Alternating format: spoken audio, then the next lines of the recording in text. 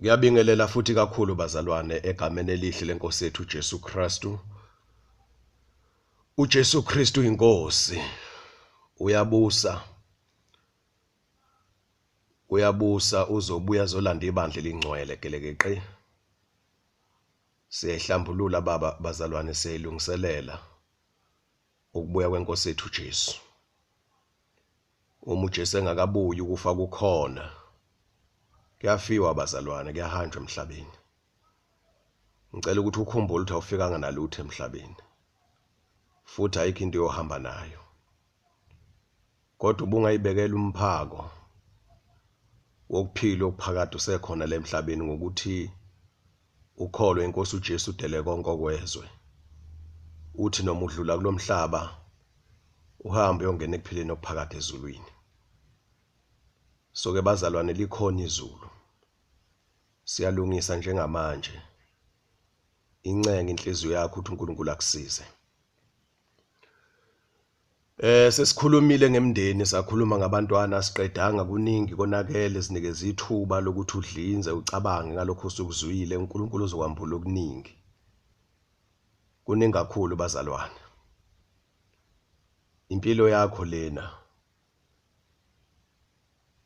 bangakhali ngawabantwana kusasa. Uma ukuthi usuze nawe wafika ezingeni lokuthola abantwana, cela inkosi ikusize. Ikuthethe lonke amaphutha akho uqale kabusha. Cela umoya oyingcwele akusize ukuthi ukhulisa abantwana ngendlela ongaye kuyisola ngayo, ngendlela abantwana abangayi ukukusola ngayo.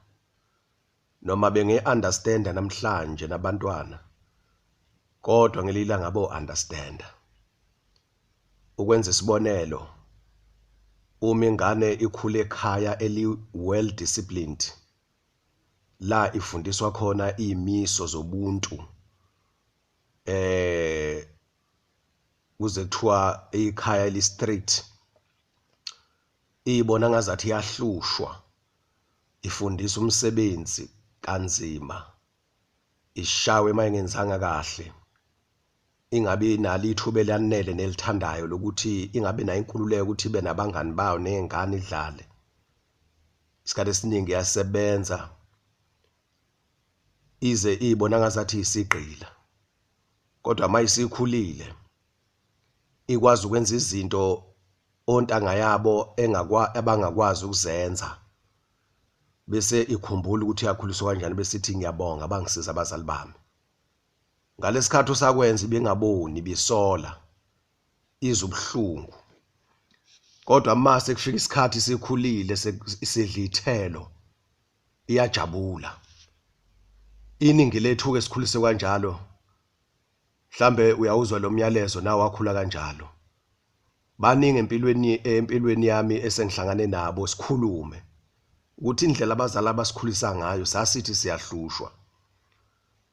Angazathi asinayo inkululeko ukwenza sikuthandayo ngesikhathi esithanda ngaso sisebantwana, sisengabantwana, sisezingane esikhula.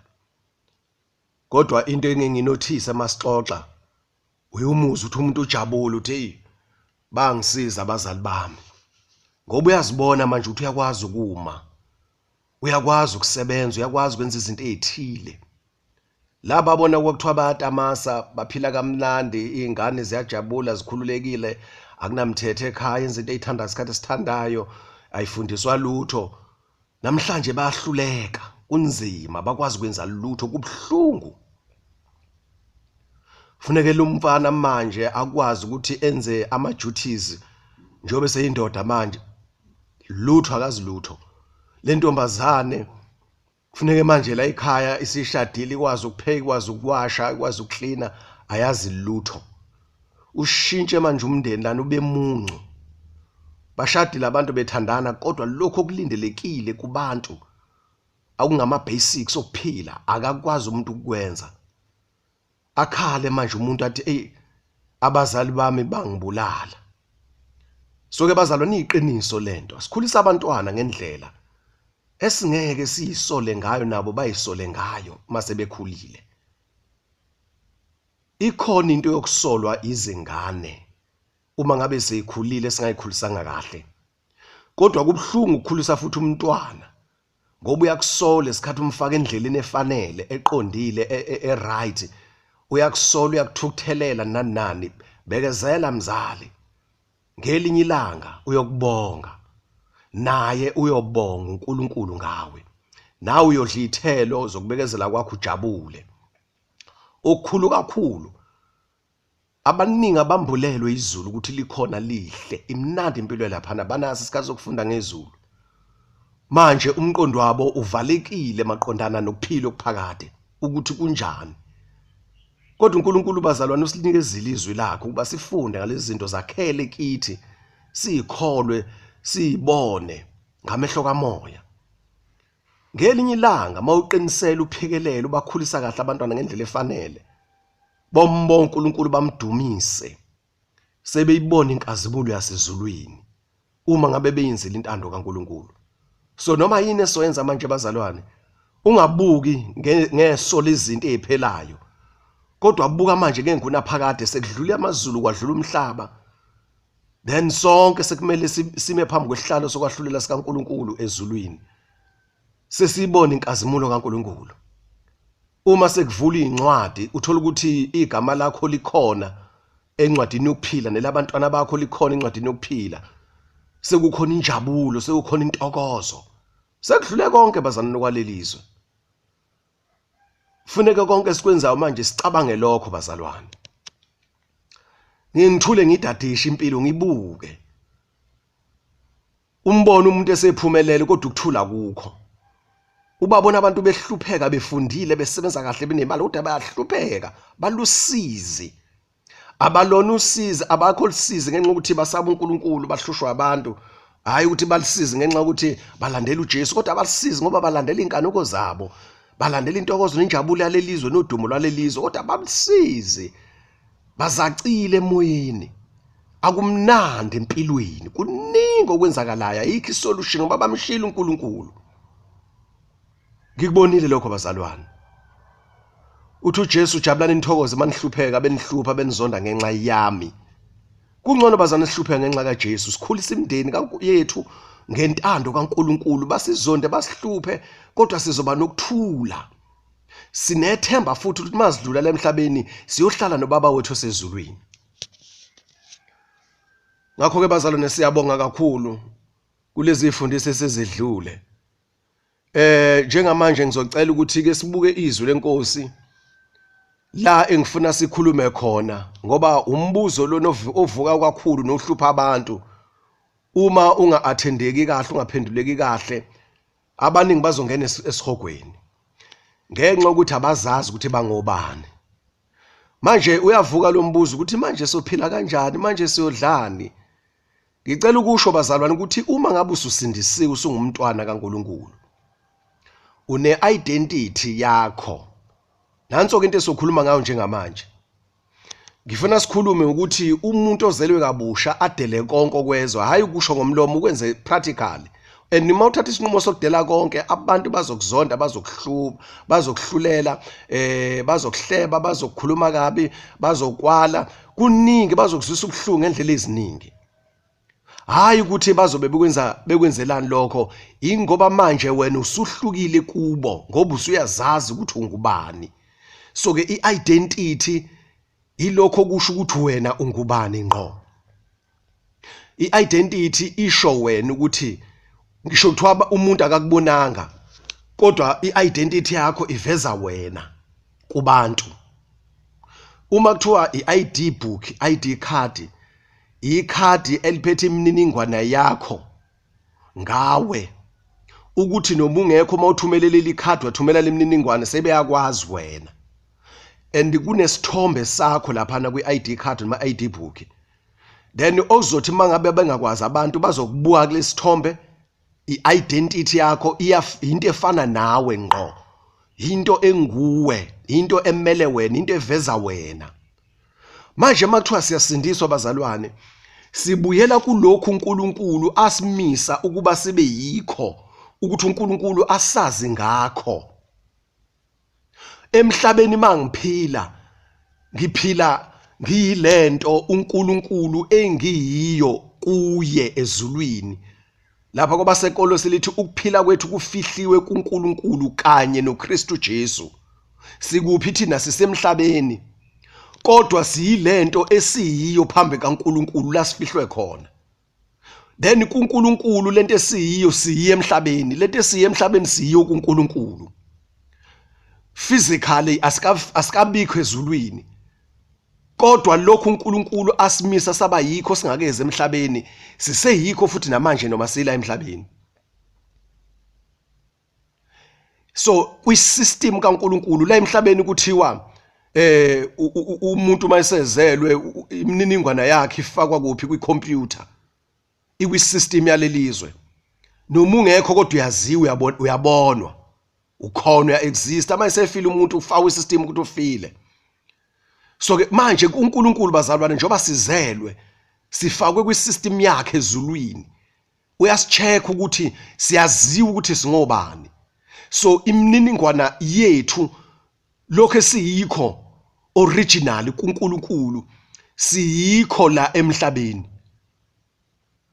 So ke masisindiswa sibuyela kwi-originality yethu, kwi-identity yethu ukuthi singobani. So ke i-identity bazalwane, i-identity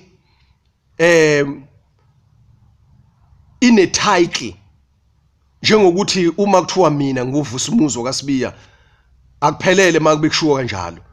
So then male or female. So i-male uma ufunda nje ubheke i-ID book yakho noma i-ID card yakho, i-male. Angazi ke labo kuthiwa bazithi abani nje ukuthi imvelo mabephikisana nayo babizwa kuthiwa yini bona, umfana ntombazana, ikhonto kanjalo. Ngisho imvelo iyakhuluma nje bazalwane.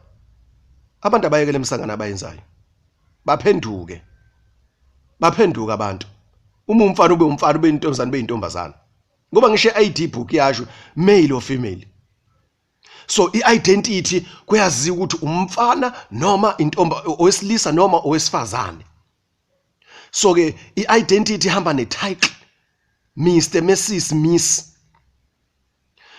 So i-identity yethu mase sisindisiwe kunama umusindiswa kunamagama esibizwa ngawo asichazayo ukuthi singobani. Lelo gama lelo ochazwa ngalo ileli gama leli ozokwaziwa ngalo, ubizwe ngalo. Manje masubizwa ngalo futhi kulindeleke ukuthi liphinde libe umsebenzi, liphinde futhi libe impilo yakho oyiphilayo, lifestyle. Yona into obhizi ngayo, yona into oyiyo, yona into oyiphilayo and ubizwa ngayo. Before ngifunde bazalwane ngokwezwi kaNkulunkulu, ake ngenze isibonelo ngokwalelizwe. uJesu mangabe efundisa abafundi bakhe wayenza ama parables, imzekelo, imfanekiso. Athi umbuso wezulu ufaniswa. Isizathu ukuthi wayembula into engaziwa, ayimbule ngento eyaziwayo. Nami ke nje manje ngambula lokho esiyikho ukuthi i-identity yethu embusweni kaNkulunkulu singobani. Who we are in God. What is our identity? Saziwa kanjani, saziwa ngani embusweni kaNkulunkulu. Lamagama abazalwane i-identity yethu siyawazi, siyayibiza ngawo kodwa siwaqonde. Ngoba uba siyawaqonda ngaba sikho kuma systems alelizwe, ngaba sifuna indlela zalelizwe, ngaba sifuna imfundo yalelizwe, ngaba sifuna imisebenzi yalelizwe. Lokho kusobala ukuthi asi understand identity yethu ukuthi singobani. And i-origin ye-identity yethu ngokaNkulunkulu sishiyile. Salandela sagijimela i-fake identity. Salandela ama-titles esibizwa ngayo asinikeza ama-duties, asinikeza imisebenzi, sasebenza, safundela imisebenzi ethile. Konke lokho bazalwane siphila i-fake life. Uthola ukuthi i-lifestyle yethu, ukusebenza kwethu on daily basis usebenza ngokwe-title, ngokwegama olufundele obizwa ngalo. Naso ke isibonelo, umuntu ufundela ukuthi ufundela ukuba udokotela. Then ulayazi wakhona nje kuthiwa uDr Sorenso, uDr Sibanibani. So ke umunje kubhaliwe kuthiwa Dr Sibiya, then kusho ukuthi ke udokotela kwazi ukuthi uyalapha. Uma umuntu egula ufuna i-title ubuka igama elibhaliwe ukuthi doctor. bese kuthiwa uDr Sibiya uyasiza kakhulu uyalapha. So ke uma umuntu enenkinga egula ahambe kuDr Sibiya akamazi. Kodwa imininingwane yakhe ebhaliwe mhlambe kubhaliwe kwiposter ngaphandle mhlambe yadlula lapha edolobheni kuthiwa Dr Sibiya ufundele lolu hlobo lobudokotela noma uyiGP general practitioner uyasiza nje emeni zonke eqondene nokuphila kwakho. So hayi ukuthi uyasizwa impela uyabatshazo awumaze ulayelwe yena uhamba umfuna uzumthole uzombona okokuqala ngqa yena ubuso bakhe ngqo. Yabona iorigin yakhe uzoyibona okokuqala nqa kodwa ufunde ngaye watshelwa ngaye kuthiwa uDr Sibani uDr Sibani bani. So ke ititle igama ethi doctor ititle and ititle isho umsebenzi ukuthi umsebenzi wakhe uyalapha uphilisa abantu usiza abantu. So ke iyona identity yakhe leyo lona gama lelo aziwa ngalo then eliphinde futhi kube umsebenzi aziwa ngayo ukuthi wenza umsebenzi imuni inhlobo nomsebenzi akawenzayo. Nothisha futhi ngonjalo uma kuthiwa uthisha uSibiya yabona makuthiwa isoldier uSibiya isoldier kuyazi ukuthi lilwa izimpi ngenhloso yokuvikela iphoyisa yabona iphoyisa ubani sergeant so and so yabona. Then uyazi ukuthi iphoyisa liyavikela liyabopha yabona. So ulokhuzana ummeli ubani ummeli kuyazi ukuthi umela. So yonke lonto iidentity yabantu engama titles abawafundele ufundile lo muntu anikezwa le title then le title iyona azoqashwa ngayo ngoba uapproviwe umukelekile uyarecognizwa ngayo uacknowledgewa ngayo then uyaziwa ngayo lento ubonwa ngayo lento umsebenzi wakhe yona into ayiphilayo. So ke bengenza umzekelo bazalana umfanekiso. So ke masusindiswa uyakhishwa ke kulokho ngoba lokho kwezwe kuzobhubha okwenyama and kusekelwe kusathane namademoni emfundiso zamademoni. Umqondo kuyiidea kaSathane kuzophela bonke abanaka lokho ababhizi ngalokho bazoyisihogweni. Manje mawusindiswa kuyakhishwa kulombuso nama titles akhona nama identities akhona uyakhishwa ungene embusweni kaNkuluNkulu. Embusweni kaNkuluNkulu kune title yakhona ubizwa ngayo uma ususindisiwe usuzelwe kabusha. Leyo title yona identity yakho, leyo identity yakho iwona umsebenzi wakho. Manje ke ukuthi ke sesiyasindiswa sidela konke nje uNkulunkulu sihlambulule nje sibuyela kwi-identity yethu originally. So ke okusho ukuthi le title esibizwa ngayo ngizowafunda nje manje ama titles bazalwane. Le title esibizwa ngayo isho umsebenzi wethu.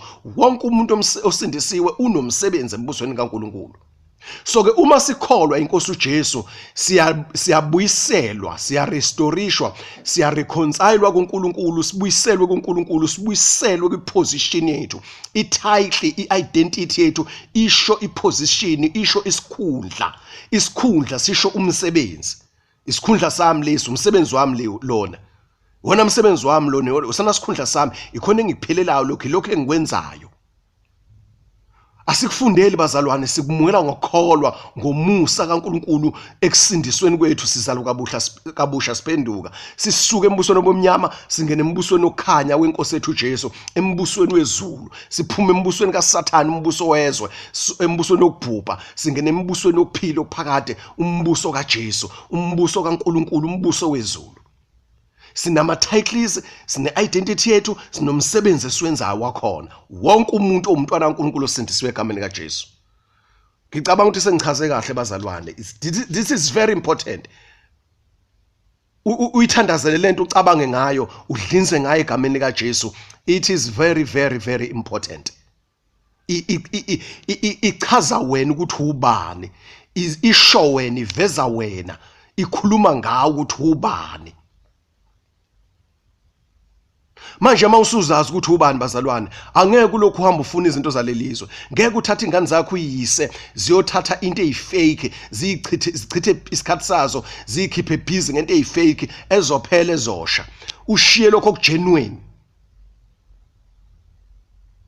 Yona authenticity Authenticity of the gospel lena bazalwane. Authenticity of the gospel iyo le. Genuineness of the gospel. Uyena ngqo wevangeli lo bazalwane ukuthi mawusindiswe egameni kaJesu zalwa kabusha ubuyela kwiposition uNkulunkulu ayekubeke kuyo noma kubeke kuyo umhlaba ungakasekelwa wakuletha emhlabeni ukuthi uzoyiphila lento leni safike santshontsho emhlabeni saphuma kwiposition uJesu zile uzosibuyisela kuleyo position. So ke sizosebenza mase sisindisiwe siyafundiswa mase sifundisiwe bese siyasebenza bazalwane. Ngeke ukwenze lokho ungakholwa inkosi uJesu. Ngende uma usukholwa inkosi uJesu uzofunda ngaye. Right. John chapter 6 bazalwane. Verse 28. John chapter 6 verse 28. Noma verse 29. Waphendula uJesu wathi kubo umsebenzi kaNkulunkulu yilowo ukuba nikholwe nguye amthumileyo. uJesu uthunywa uNkulunkulu. uNkulunkulu uyasebenza usemsebenzini uthuma uJesu. uJesu uphethe konke ukuphila kwabantu physically, spiritually, mentally, emotionally. Siphila emhlabeni. Uzodlula umhlaba namazulu siqhubeke siyophila ingunaphakade. uJesu uphethe ukuphila okuchichimayo. So ke ukuba sikholwe inkosi uJesu, masikholwa inkosi uJesu, then sikholwa ama titles esibizwa ngawo ngoba sikholwa inkosi uJesu. Lawo ma titles ayasi reinstitute, ayasibuyisela kwi-position esikhundleni uNkulunkulu ayesimisele sona emaphakadeni. Right. Ngicabanga ukuthi bazalwane kuyacaca egameni kaJesu ukuthi singobani. Njengamanje kulungiswa ibandla bazalwane, ungasali ngempela ohluthweni. Lento yemfundo yalelizwe izokubambezela. Lokhu kufuna ukuphumelela ngama titles ngeidentity eyifake engekho genuine. So manje sibuyela abazalwane kwi-genuineness yalokhu uNkulunkulu ayisimisele khona emaphakadeni. So ke umsebenzi kaNkulunkulu kuba sikholwe ilowo othunywa ubani, othunywe uNkulunkulu. Ubani othunywe uNkulunkulu? uJesu Kristu. Masikholwa inkosi uJesu, then iyasithatha inkosi uJesu ihambe nathi embusweni kaNkulunkulu. Embusweni kaNkulunkulu, embusweni wezulu. Bese sihlaliswa ngokwama position. Iposition iyakudefine, iyachaza ukuthi uyini umsebenzi wakho, ulindeleke ukuba wenzeni. Masuwazi umsebenzi wakho ngowesiphiwo, ngokwegift uNkulunkulu akunikeze yona noma oyingcwele akunikeze yona, then bese manje uyasebenza accordingly. Yona into ozoqheliswa ngayo ke leyo ke. And masuqhelisiwe lokho kobe kuveza ukuthi ingunaphakade yakho, iposition yakho yobithini. So ke inhloso bazalwane ye-identity is for recognition, acknowledgement, approval, acceptance as true and valid, remembrance, credit, identification, confession and recollection. Isho ukuthini lonto bazalwane? Yikho lokade ngichaza njengamanje. Lokho esengichazile nje ukuthi ichaza ukuthi ubani. I-identity yenzani kuwe? Right. Laphana kwa Home Affairs uma ngabe ungaziwa, ungekho kwisystem yakhona, uma ngabe uclaim ukuthi ufuna ukuyoclaim imali yakhe efakwe ebank, ufune kuveza umazisi wakho ukuthi ngempela le mali ingeyakho yini, ngoba abaningi abantu abakhona emhlabeni. Manje ungenze ukuthi untshontshe imali ungesiyona yakho. So ke kufuneka umuntu okufakela imali enkulu, nawe futhi uzoveza isiqinisekiso sokuthi lo muntu ukufakele wena. Kufuneka uveze ini lapho i-ID, imininingwane yakho yokuthi ubani. then uma ngabe ingahlangana imininingwane yakho awukwazi ukuyithola into ekufanele. Ngampela umuntu ukufakele le mali enkulu kodwa manje akwazi ukuyithola ngoba i-ID imininingwane yakho efakwe lo muntu ayihlangani ayicorrespondi nale wena uyiphethe. So ke ingaka abantu baya kwa Home Affairs bayoshaya ama-ID ukuze manje bakwazi ukuthi babonakale bathole izinto zabo. Zonke ke lezi zinto bazalwane izisebenza ukuphila kwala emhlabeni okuzodlula kuzophela. Ingakho uJesu asilahlekele ukuphila kwethu la emhlabeni ukuze sizuze ukuphila okuphakade ngoba ngeke sikubambe kokubili bazalwane. So ke manje ke i-identity yenza lo msebenzi ke ihamba neduty. So kuyaliwa ke bazalwane struggle lesi.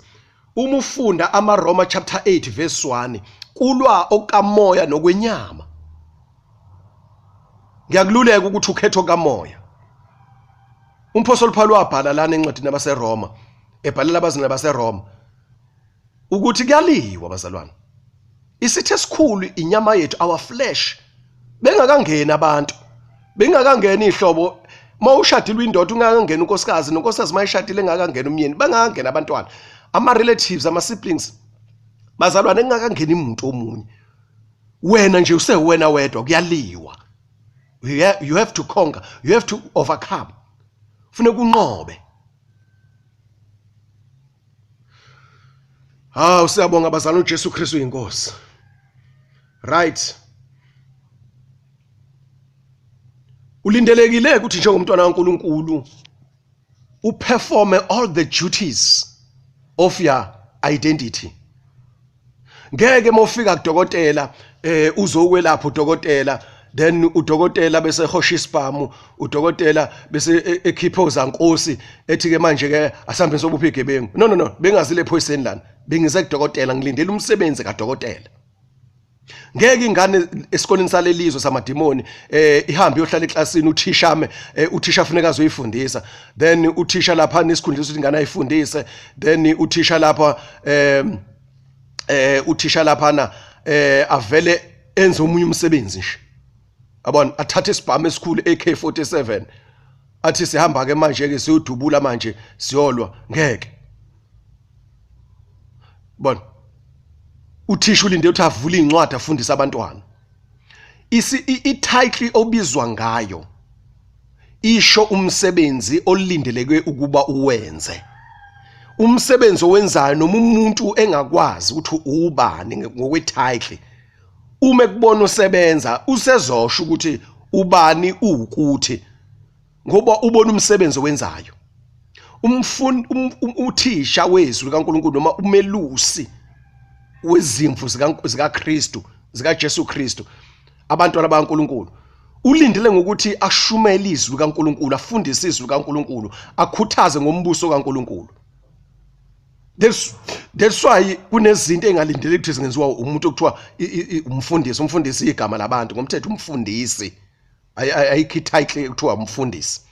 Kodwa ke sekuyaziwa ke kanjalo ukuthi umuntu oyisikhonzi oyisisebenzi sikaNkulunkulu kuthiwa umfundisi. Ulindelekeni? Ulindele ukuthenza izinto ezifanele umuntu okuthiwa okaNkulunkulu ophilayo. Uma bese eqala manje eqamba amanga egebenga ehamba eshela amantombazane, yabona kuyamangaza lule igama abizwa ngalo ititle yakhe akusikhona lokho akwenzayo manje. So ke uma kuthiwa sisindisiwe bazalwane kunendlela esilindele kuba siphile ngayo, senze ngayo ngoba singabantwana bakaNkulunkulu.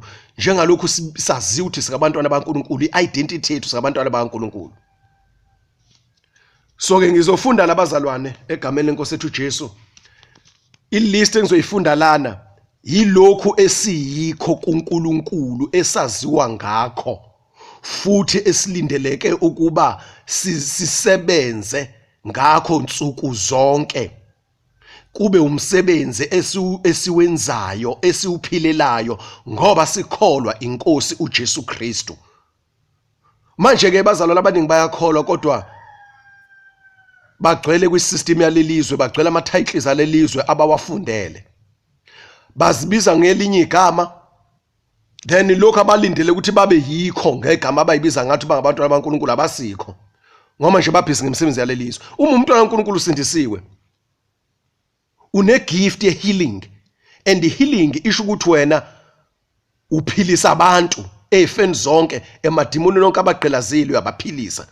Igift yakho leyo, umsebenzi wakho lowo, ngoba umntwana kaNkulunkulu. I-5-fold ministry, i-9-fold ministry, i-7-fold ministry, idetermine umsebenzi wokuthi wena njengomntwana kaNkulunkulu usuzele kabusha embusweni kaNkulunkulu, unamsebenzi wakho lona. So ke bazalwane, umbuzo othi ke siyakuphila ngani kanjani Mastela izinto zalokhu kuphila, okwasezweni lokho okwabantu abangakholwa iNkosi uJesu. So ke imisebenzi yabo leyo abazovuna ngayo, ngoba batshala enyameni bazovuna ukubhubha okuphakade kuyinyama. Mufunda amaGalatia chapter 6 verse 7 and 8. And bayamhlambalaza abamhleka uNkulunkulu, abanendaba noNkulunkulu, ngoba bethemba imfundo yabo, bethemba imisebenzi yabo, bethemba imali yalelizwe. uJesu uthe asikho isikhonza ayikhinceke ngakhonza amakhosi amabili. Ngeke ukhonze uNkulunkulu noMamona. uMamona uNkulunkuluwana wemali, God of money, uyakhonzwa. Ukhonzwa kanjani? Ukuthi izingane zanjiswe ezikoleni zalelizwe, then masiqedile ingane sifundile bese iyasebenza, isebenzela ini? Imali. Enkathi yenza yonke lento, leyo process yokwesikoleni, leyo process yokufunda, leyo process yomsebenzi usiqashiwe ingane, i-process masuyihlanganisa i-worship, and worshipwa uMamona, ukhonzwa lo Mamona. So thina masisindiswa, iprocess esingena kuyo ukufundiswa imiyalo kaJesu, ngoba sikholwa iNkosi uJesu, siyenza umsebenzi kaNkulunkulu, sifakaza ngoJesu. Ukuphila kwethu ubungcwele sihlukanisela uNkulunkulu, umsebenzi lo kaNkulunkulu, ngoba sikwenza lokho sikholwa iNkosi uJesu. Asikwenzi ngamandla ethu, siveza uJesu ngenkambo yethu, ngokukhuluma kwethu, ngokugqoka kwethu, ngokwenza kwethu konke, ngendlela esidla ngayo nezinto esiphuzayo, yonke ikwenza kwethu sisaba uNkulunkulu, sikhonza uNkulunkulu, siveza uJesu, siphakamisa uJesu, ukuthi ukwenza kwethu sinjenje ngenxa kaJesu Kristu wasifela esiphambanweni, siyakholwa nguye. So uJesu simamukela oba inkosi yethu, washintsha ukuphila kwethu, washintsha ilifestyle yethu, wasinikeza ama-titles esiyiwo identity yethu iumsebenzi wethu esiwenzayo on daily basis, and lo msebenzi wethu uyindumiso kuNkulunkulu ophilayo. Right. Okay ke bazalwane, njengamanje sengizoshiya ilist ke, ngeke ngisachaza abazalwane ngoba iningi. Wona umsebenzi wethu ke lo embusweni kaNkulunkulu, wonke umuntu osindisiwe. Number 1, God's child, i-identity yethu, God's child, umntwana kaNkulunkulu. Awuyithole nje uyicabanga yonke le list engizoyisho bazalana, angifuni ukuyichaza ngayinye ngayinye, ngizama ukusave isikhathi. Ngicela kube umsebenzi wakho lokho, uma userious ngokuphila okuphakade, uma userious ngokukhonza uNkulunkulu, uma uthi uJesu uyamthanda, ungumntwana kaNkulunkulu usindisiwe, uyayigqaja ngalokho, akube serious please. Akube nje serious, akube umzalwane nje serious. Awuyeke ukudlala. Awuyeke lento yenzayo. Hlala phansi manje uyilalele lento le obizwa ngayo, iyona identity yakho, iyona into echaza ukuthi ubani leyo, okufuna ukuyiphilele, okufuna ukuthi uyiveze, iumsebenzi wakho wansuku zonke. Ukuba umntwana kaNkulunkulu kusho uthini lokho? Kusho uthini? Yonke lento engizoyisho ngalena awuyibuze uphoze nje manje mawulalela, ushaya uphoze ume. Kusho uthini? Yabo yona title engibizwa ngayo lena. Yabona, umuntu uyayigqaja ukuthi usefundile, usewudokotela. Umuntu uyayigqaja ukuthi usefundile, usewummeli, usewuthisha. Uyayigqaja ngalokho isikhundla sakhe leso. Mayihamba lapha kude bekhuluma ngaye abantu ukuthi umbone uthisha usibanibani luyana, uDr sibanibani luyana. Thina abazalwane singabantwana baNkulunkulu, sinamagama esibizwa umntwana kaNkulunkulu yana. Asifani laba bantu balelizwe. Right, God's child, God's heir, indlalifa kaNkulunkulu, God's son. Igama lithi son alisho igender. Uthi pho mina ngingenaphi ngoba mina ngumuntu wesifazane? No, igama God's son lisho isikhundla, and isikhundla siphezulu leso ngokaNkulunkulu, ukuthi uyindodana kaNkulunkulu. So akasekho wesilisa, akasekho wesifazane, alisho ukuthi ngokwegender akasekho wesifazane, akasekho wesilisa, kodwa lisho ukuthi kuNkulunkulu uma sikholwa iNkosi uJesu, samukela uJesu wabe inkosi, then singamadodana kaNkulunkulu, okusho ukuthi sikwiposition ye-sonship. Esho ukuthi you are very close in the heart of God. You are in the heart of God. We are very close to God. Usondele kakhulu uNkulunkulu, senhlizweni kaNkulunkulu. God's firstborn, uyindlalifa. Holy nation, uyisizwe esingcwele. God's kingdom, ungumbuso. uNkulunkulu khulunywa ngombuso waNkulunkulu, khulunywa ngawe. Manje ufunani kulombuso walelizwe obumnyama? Umzalwane osindisiwe ungumbuso kaNkulunkulu. Ungumpriest. You are the priest. God's ambassador, uyinxusa lekaNkulunkulu wena. Ukuba inxusa, ngicela udadishe lento wenze uthathe dictionary yakho uyifunde leli gama, ucabange ngalo ukuthi umuntu oyinxusa umuntu osuka kwelinye izwe ayomela izwe lakhe, ayoveza izwe lakhe kwelinye izwe. Uphila kwelinye izwe kodwa ephila ngendlela yasezweni lakhe. Umsebenzi awenzayo owasezweni lakhe. Sisemhlabeni singama ambassadors asezulwini, sizalwe ezulwini, sithunywe ezulwini, sisemhlabeni. Impilo esiphilayo yasezulwini sisemhlabeni. Imisebenzi esiyenzayo yasezulwini sisemhlabeni. Imfundo esifundayo yasezulwini sisemhlabeni.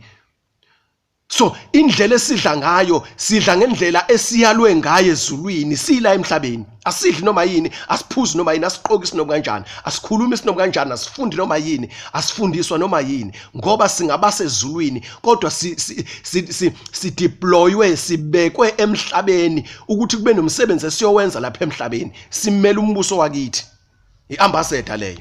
Wonke umzalwane uyiambassador. Uma ukuphika phela lokho kusho ukuthi ke kusho ukuthi ngeke uyikhathaze ukuphila impilo engcwele ngoba impilo engcwele yasezulwini. So abangasindisiwe abayiphila impilo engcwele. Bayijolela nje, bayikipitela, bayocansini bengashadile, bayiphuzela, bayidakelwa, benza yonke nje imkhuba leni emibi. Baqamba amanga, bayazondana, bayabulalana, bayathakathana, bayantshontshelana, benza yonke into le, benza yonke into nje. Bakhohlisa. Bayazonda, banamagqubu. Bathandizwe. Bakhonza amadlozi, bakhonza abafileyo. Bayakhehla, bahamba izinyanga. Mabefuna ukuphumelela befuna amabhizinisi, bayathwala, babulala abantu. Benza imhlatshelo yegazi, ichithwe igazi. Kwenziwa yonke into nje. So ke mawuphika ukuthi uyiambassador wena, kusho ukuthi ke iambassador singaba sezulwini. Ezulwini siphila impilo engcwele, bangcwele. Kuphila abangcwele bodwa ezulwini. uNkulunkulu wethu ungcwele osezulwini. Baba wethu osezulwini. Right. We are judges and magistrates.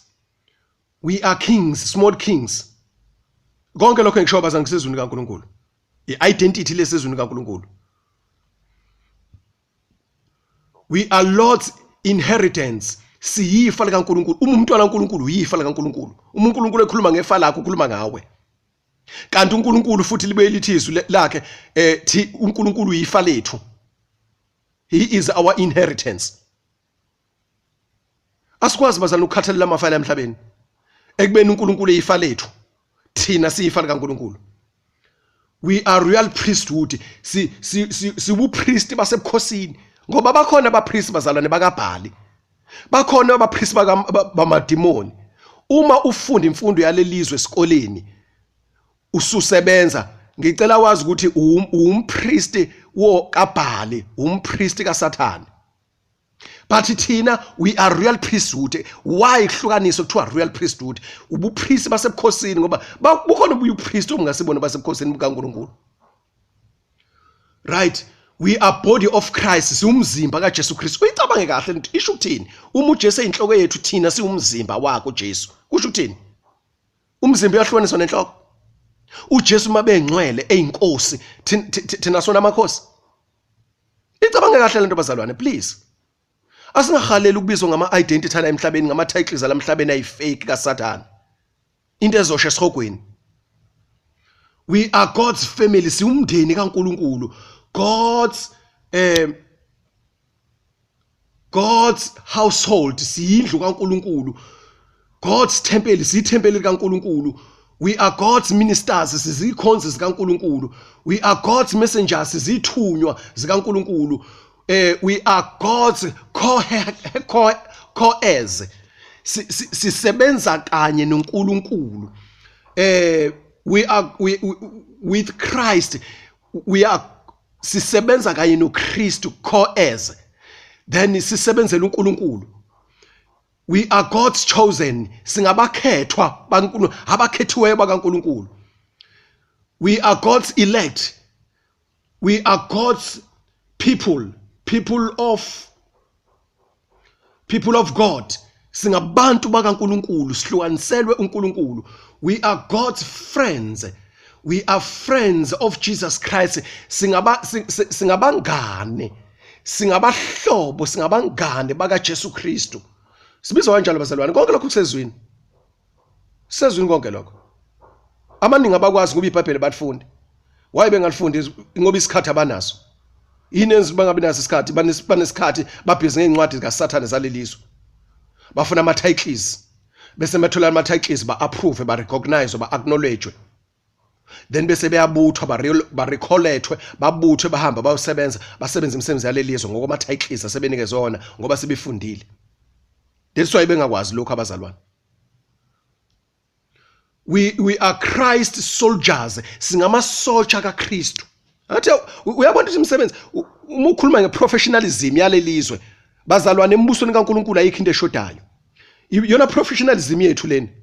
Yona title ethu esinikezwe wena asifundele abazalwane ngokalelizwe siyiphiwe ngomusa kaNkulunkulu. Sagcwaliswa ngomoya engcwele. Sinikeziwe lento yafakwa kithi. Yona umsebenzi ofuneka esiwenze siuphilele la emhlabeni. Right, we are a peculiar nation. Siyisizwe esikhethekileyo. Siyisizwe esikhethekileyo, peculiar nation. Zikhona ezinye izizwe zomhlaba engakholwa inkosi uJesu, but thina sikholwa inkosi uJesu, so siyisizwe siuhlango olukhethekileyo. God's vessels, sizitsha ezisetshenziswa uNkulunkulu. People of the high calling, singabantu bobizo oluphezulu kakhulu. God's people, abantu baNkulunkulu sengishilo lokho. We are an image of God. Siyumfanekiso kaNkulunkulu thina bazalwane. God's workmanship, siyumsebenzi wezandla zikaNkulunkulu. Light of the world, sikukhanya kwezwe. Salt of the world, siusawuti wezwe. Branches of the true vine Jesus Christ. Singamagatsha omvini okuyiwona wona uJesu Kristu. God's servants, sizinceku, sizikhonzi zikaNkulunkulu ophilayo. Children of the promise, singabantwana besithembiso. Spiritual Israel, singu Israel thina bazalwane wokomoya. Heart circumcised people, singabantu abasokwe enhlizweni, hayi abantu abasokwe amajwabu enyama. No. Sesadlula lapho bazalwana, sangeni lapho thina. Sesokwe enhlizweni manje. We are holy people, singabantu abangcwele, abanhlukaniselo, consecrated, set apart people. We are sanctified people, abantu abahlanziwe.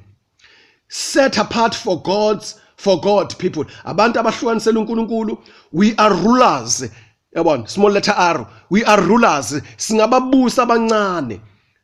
We are Christ's disciples. Singabafundi. Singama learners. Singama followers. Disciples of Jesus Christ.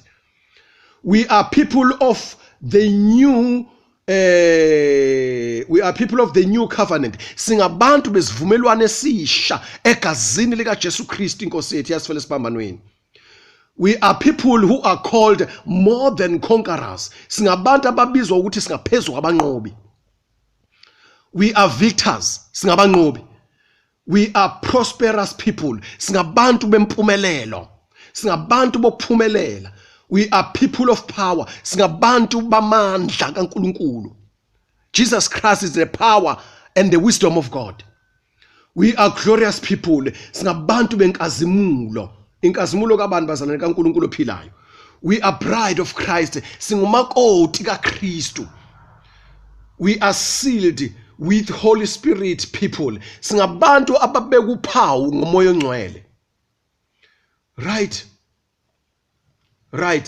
We are people of the throne of Jesus Christ. Singabantu besihlalo sobukhosi sika Kristu Jesu. Right. We are overcomers. Singabanqobi. Amagama lawo esibiza ngawo bazalwana nasezweni kaNkulunkulu. We are wealthy.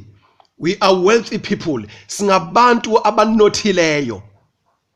Sinothile bazalwane, sinengcebo. Njoba ngishilo ngathi uNkulunkulu yifa lethu. Thina siyifa likaNkulunkulu. We are a wealthy nation. Wealthy people.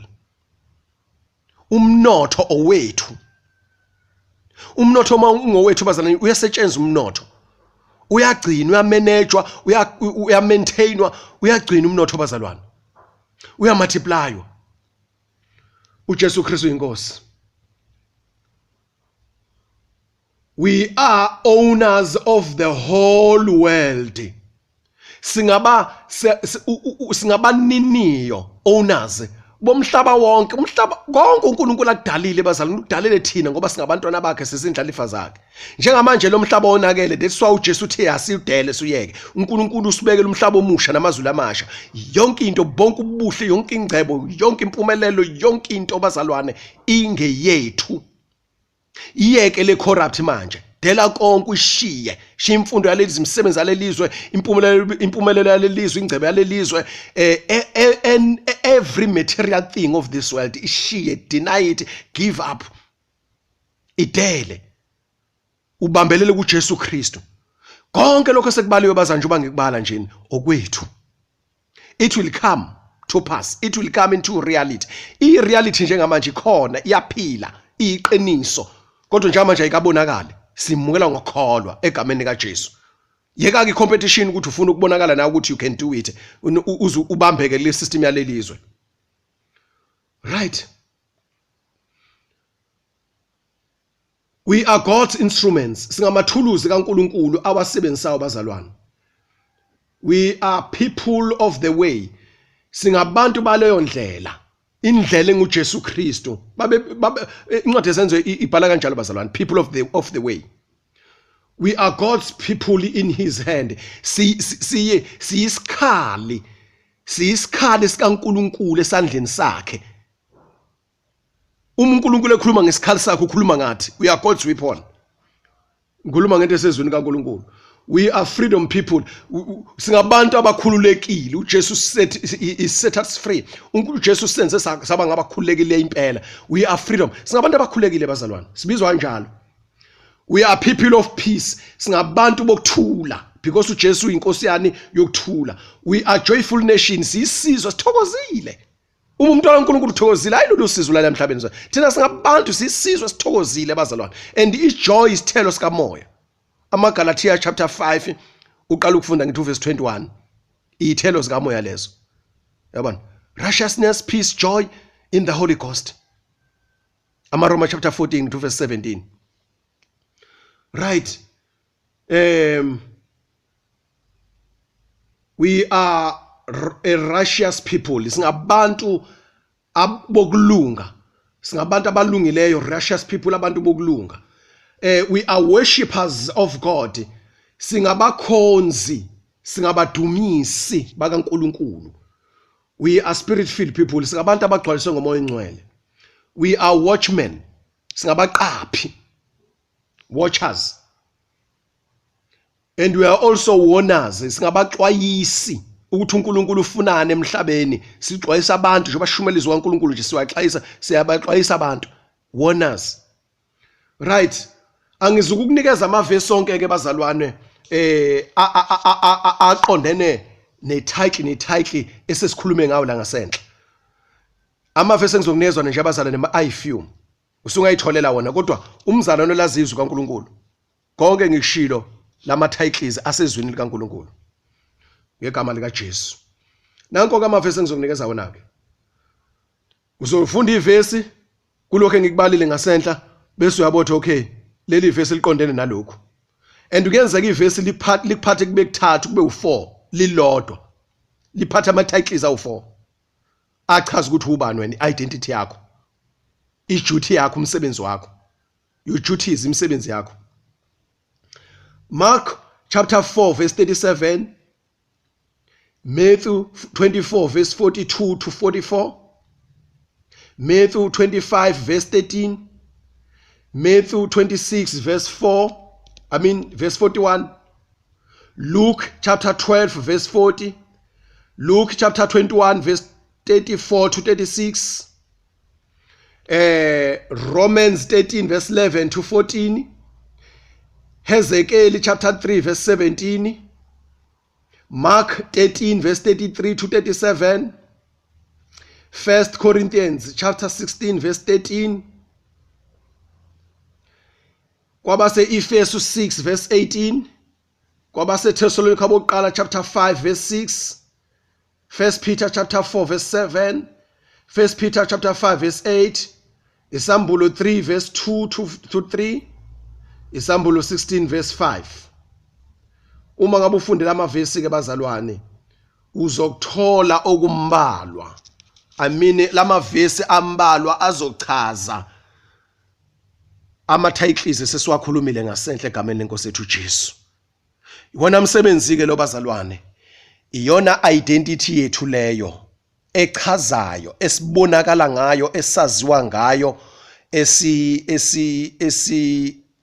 esibizwa ngayo i-identity yethu.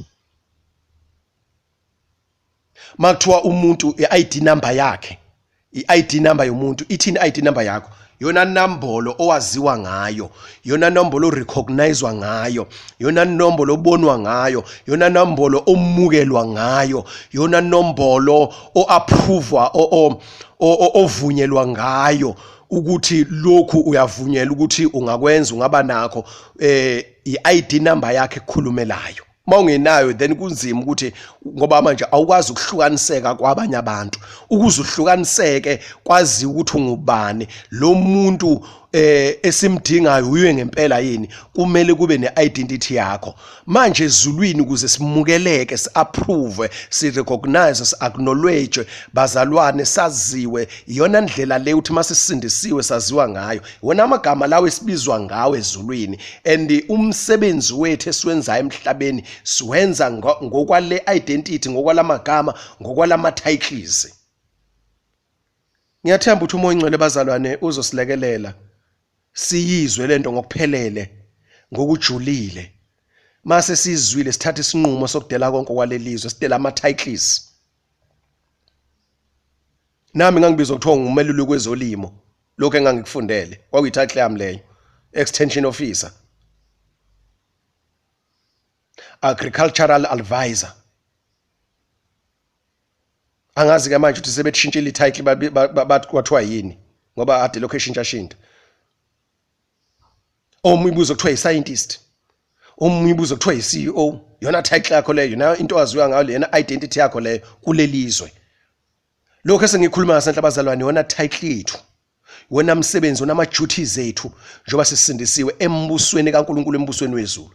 Ngakho ke manje ayipheli indaba ukuthi ke manje mina ke sizophila ngani manje mase siseke izikole zalelizwe, seke imisebenzi zalelizwe, sophila ngani? No bazalwane, sisembusweni. Uzwile lapha uthe inyithatle ethu, we are God's kingdom, we are God's children. Siumbuso kaNkulunkulu bazalwane. uNkulunkulu ubusa thina, uNkulunkulu ubusa ngathi. Njoba sikhuluma izwi lakhe, sikhuluma imithetho yakhe, ikhona kubusa lokho kaNkulunkulu, ikhona kulawula, ikhona kuqondisa kaNkulunkulu lokho. Iwona msebenzi lowo. Uma ufakaza ngoJesu sindisiwe, wona msebenzi lowo. Ukuphila kwakho ubungcwele, utshela abantu ukuthi mina ukuthi nokuthi angikwenzi ngoba ngisindisiwe, umsebenzi kwawona lowo. Ukuyeka izinto ezithile ngoba ngenxa ukuthi usindisiwe, umsebenzi lowo. Uma uzoyeka imfundo yalelizwe, umsebenzi lowo. Uyasebenza embusweni kaNkulunkulu, ngoba ngeke ukwenze lokhu ungekho embusweni kaNkulunkulu, ngoba uzoqhubeka nezinto zezwe. Uma uyeka imfundo yalelizwe, wona msebenzi lowo. Uma uyeka amabhizinisi, hawu arongana amabhizinisi. Inkinga ukuthi amabhizinisi uma ufuna ukuceba, abantu abacebile basacrificeile bazalwane, and umnotho uphethwe yibona. umnotho uphethwe abantu abanikele ngokuphila kwabo nokuphila kwemindeni yabo nokuphila kwehlobo zabo kuSathane banikele ngakho basacrifice kwabula umuntu kwachithwa igazi kwenziwa umhlatshelo kwami ibhizinisi abanye balokhuzile bajoinile kwi-Illuminati bajoinile kuma secret agents kaSathane ingakho becebile nje abantu bayayazi into engikhuluma ngayo so mawufuna ukwenza ibhizinisi wena so uSathane ufuna ukuyiqoqela abantu bakhe ngamabhizinisi ngoba wena nje ubonza ibhizinisi nje ufuna imali bese uthi nginama shares enkampani ethile leyo nkampani iqalwe ubani iown ubani iyakhe iliphi altari eyakhelwe phezukwalo isiphi isisekelo and manje ukwenza ubudlelwane 2 Corinthians chapter 6 from verse 14 ugcine verse 17 verse 18 ufunde kahle lapho uverse 17 unakhona ukuthi zihlukaniseni laba abantu ukuze mina uNkulunkulu nginamukele unabudlelwana labona laba bantu unasivumelana sini ngoba ufuna ukwenza ama contract lapha uma kuthi uyi shareholder kushuthi amanyala akhona ama sacrifices enziwe ukuze le nkampani bekhona wena usuthenga ama shares kulo nkampani kushuthi yonke lo manyala na uhlanganyele kuona uyavuma uyingxenye uyavumelana ukuthi le nkampani nje obikhona nje iphila isebenza iphumeleliswa yilamanyala sacrifice kushuthi nawe ukhona lapho asibuyele kwi-identity yethu bazalwane singabantwana baNkulunkulu onke lama identity sengiwabizile yilokho ikhona ke yikho lokho ikhona wena umsebenzi wakho lowo siyabonga inkosi yomusa sibusise egameni elihle lenkosi ethu Jesu amen.